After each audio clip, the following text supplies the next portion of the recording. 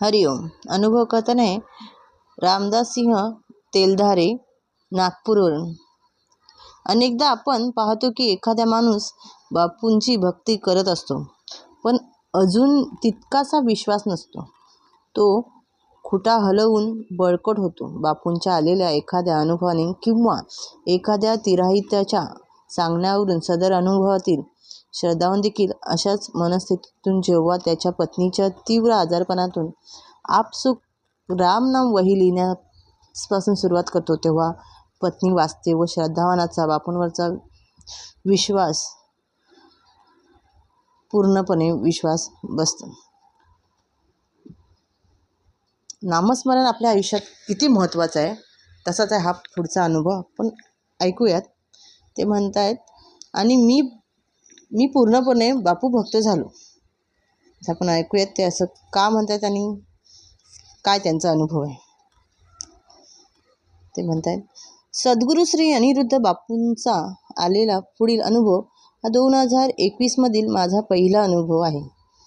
सन 21 हे वर्ष माझ्यासाठी अगदी पहिल्या दिवसापासूनच चांगले नव्हते. माझ्या पत्नीसाठी तर फारच विचित्र वर्ष होते. मार्च महिन्यात पत्नीला लघवीचा त्रास सुरू झाला आणि दिवसेंदिवस तो वाढतच गेला. तिला जेवायची इच्छा होत नव्हती. तिला सारखे मळमळायचे. रात्री तापही येत होता. दिवसात ती बरी असायची. असे अनेक दिवस सुरू होते. लघवी व रक्ताचे अनेक चाचण्या झाल्या. त्यात असे लक्षात आले की युरिन इन्फेक्शन खूप मोठ्या प्रमाणात झाले आहे. आमच्या फॅमिली डॉक्टरांनी त्यावर उपचार केले, पण तिला बरे वाटत नाही. मळमळ, अन्नाची इच्छा न होणे सुरूच होते. पुढे तिला सतत ताप यायला लागला. उलट्या सुरू झाल्या. आम्ही खूप घाबरलो.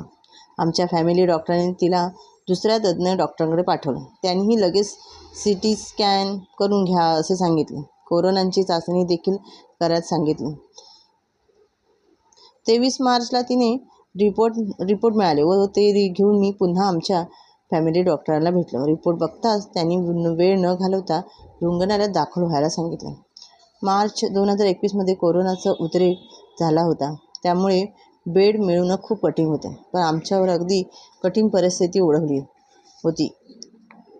काय करावे हे सुचत नव्हते. तेवढ्यात बापूकृपेने मला अचानक आठवले की सुरुवातीला आमचे जे फॅमिली डॉक्टरांनी सांगितले होते की मी ज्या हॉस्पिटलमध्ये कार्य करत आहे तिथे तुम्हाला कधीही लागल्यास बेडची सोय होऊ शकते. मी त्यांना सहज फोन लावला तर त्यांच्याकडे बेड उपलब्ध होता. मग त्यांची परवानगी मिळताच मी पत्नीला त्या रुग्णालयात घेऊन गेलो. तिथे तिला दाखल करण्यात आले. तिथे तिला जरा आराम पडला. ऑक्सिजन लेवल कमी असल्याने सुरुवातीला 2 ते 3 दिवस तिला ऑक्सिजन लावण्यात आले, पण नंतर ती आवश्यकता भासली नाही. तिची प्रकृती सुधारत गेली. महिना अखेरीस तिला घरी सोडण्यात आले. रुग्णालयात दाखल केले होते तेव्हा तिची प्रकृती खूप चिंताजनक होती. जगेल की नाही हेही डॉक्टर सांगू शकत नव्हते. पण बापूंची कृपा आमच्यावर होती व डॉक्टरने तिला वाचवण्यासाठी खूप परिश्रम घेतला. ती वाचली म्हणण्यापेक्षा बापूंनीच तिला वाचवलं. तोपर्यंत माझा बापूंवर तितकासा विश्वास नव्हता. पण हॉस्पिटलमध्ये पत्नीसोबत असताना मी आपल्या बापूंनी सांगितलेल्या रामनाम वहीची लिहित असे. तसेच नामस्मरणसुद्धा करत असे.